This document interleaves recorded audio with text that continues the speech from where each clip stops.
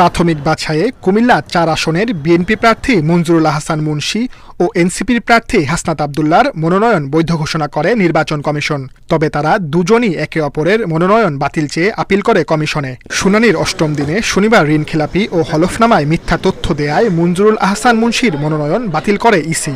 তবে হাসনাতের বিরুদ্ধে অভিযোগ প্রমাণ না হওয়ায় তার মনোনয়ন বহাল রাখা হয়।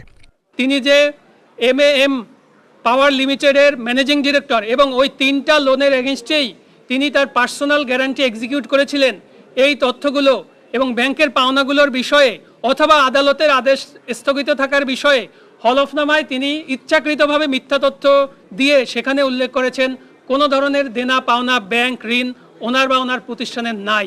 এই দুইটি বিষয়ে বিবেচনা করে মাননীয় কমিশন জনাব হাসনাত আব্দুল্লাহর দায়েরকৃত আপিলটি মঞ্জুর করেছেন।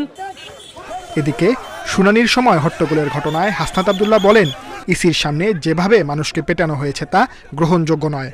কিছু কিছু প্রার্থী আছে এভাবে আইনজীবীদের বিরুদ্ধে তেড়ে আসে, আবার কিছু কিছু প্রার্থী আছে যারা কমিশনের বাইরে অন্য প্রার্থীদেরকে পিটাতে থাকে।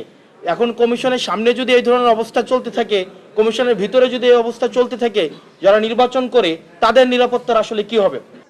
দেশের পোস্টাল ব্যালটের নকশায় পরিবর্তন আনছে ইসি।